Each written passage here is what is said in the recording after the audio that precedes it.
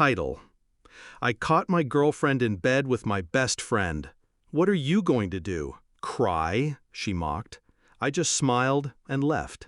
This morning, my phone was full of missed calls from both of them. My revenge was justified.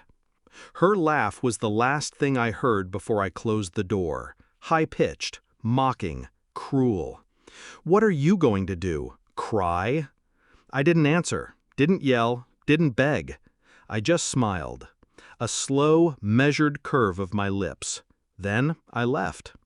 Ethan had been my best friend since middle school, the kind of guy you'd trust with your life.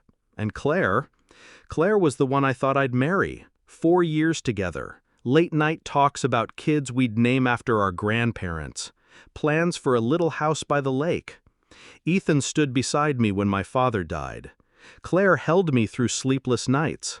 They were my anchor points in a messy world, the people I would have taken a bullet for. 2 weeks ago, the pieces began to shift.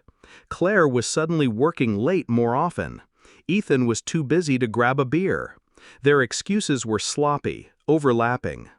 That night, I came home early. The apartment door was ajar. My first thought wasn't betrayal, it was danger. Until I heard it, the rhythm of bodies. Claire's voice, Ethan's voice. I pushed the door open. There they were.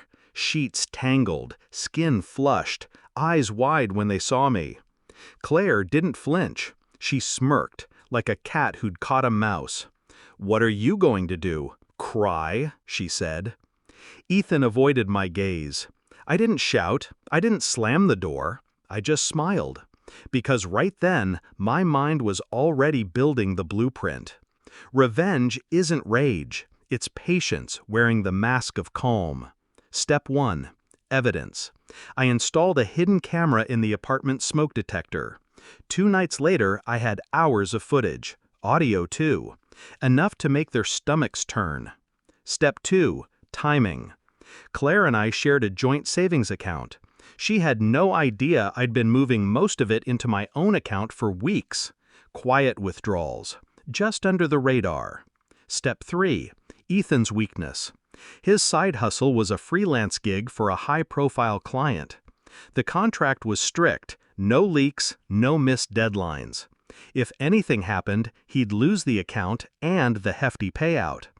I had access to his files. He'd given me his password months ago when his laptop crashed. Step 4. The stage. If revenge is going to land, it has to land in front of an audience. Last night was their moment.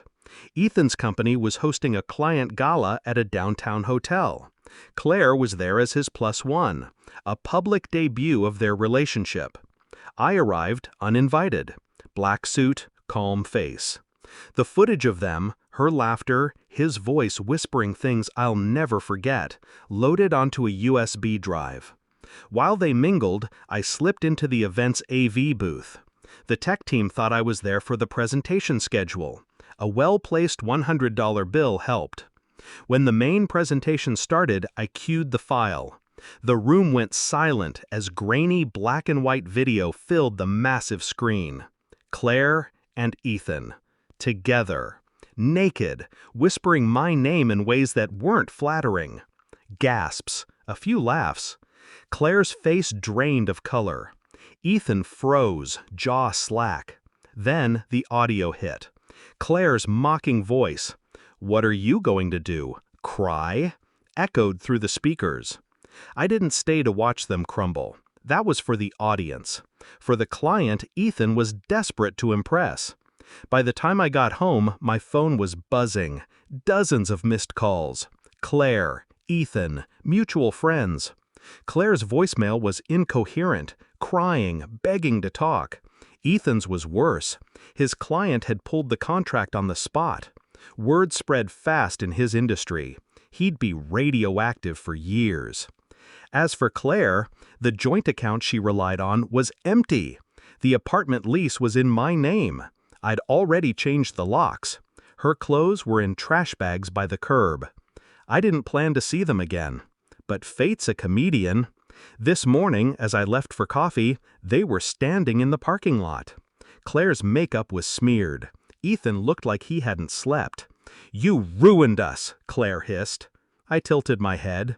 "No, you ruined you. I just showed the world." Ethan stepped forward. "We were drunk. It was a mistake." I cut him off. "Mistakes don't last for weeks. Mistakes don't laugh in someone's face." Claire's voice cracked. "We didn't think you'd—" "Think I'd what? Cry?" I asked. Her face crumpled. Ethan looked away. I walked past them without another word. Revenge isn't about rage. Rage burns out. Revenge lingers. It sits in their minds at 3 a.m., replaying the moment they realized they'd lost. I didn't just take back control. I rewrote the ending. They thought I'd break. Instead, I built a masterpiece. And as I sipped my coffee, scrolling past their desperate texts, I realized something. I never smiled because I forgave them.